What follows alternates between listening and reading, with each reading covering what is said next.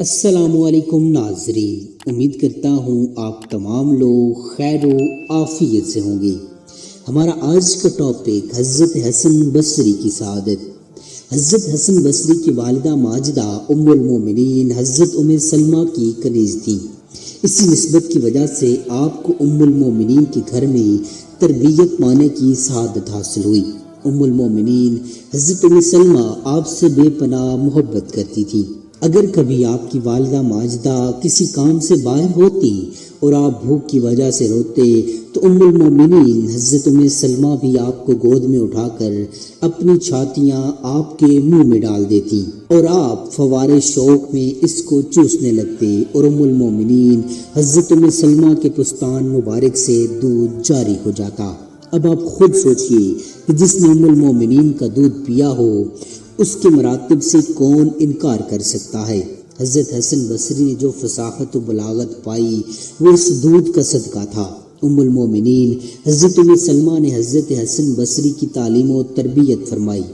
ام المومنین ہمیشہ یہی دعا کرتی رہتی تھی کہ اے اللہ حسن کو مخلوق کا رہنما بنا دے۔ چنانچہ ان کی دعا درجہ قبولیت کو پہنچی اور آپ اپنے زمانے کے نادر یکتائے روزگار ہوئے۔ صحبت اخلاص کی علامت۔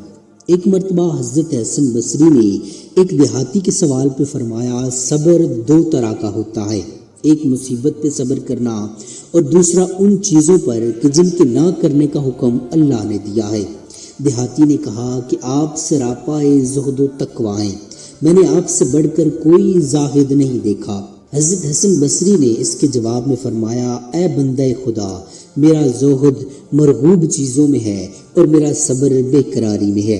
دیہاتی نے آپ سے اس ارشاد کی وضاحت طلب کی تو فرمایا، بلاؤں پر میرا صبر کرنا اور اللہ تعالیٰ کے فرمان کے مطابق اس نے جن چیزوں سے منع کیا ہے ان سے کنارہ کش رہنا، اس لیے کہ یہ آتش دوزخ کے خوف سے ہے، اور دنیا میں میرا جو زہد ہے وہ صرف آخرت کی رغبت کی وجہ سے ہے، اور خوشی و مسرت کی وجہ یہ ہے کہ میں اپنے نصیب پر قناعت کرتا ہوں، اور سب صحبت اخلاص کی علامت ہے۔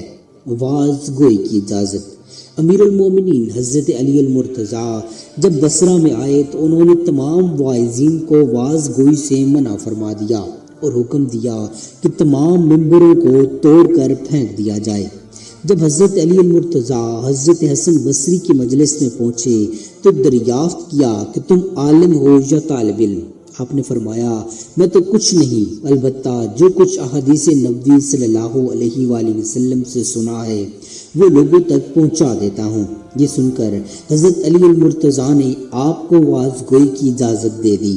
حضرت حسن بصری نے حضرت علی المرتضیٰ سے وضو کا طریقہ دریافت کیا تو حضرت علی المرتضیٰ نے آپ کو وضو کا طریقہ سمجھا دیا جو انہوں نے حضور نبی کریم صلی اللہ علیہ وآلہ وسلم سے سیکھا تھا۔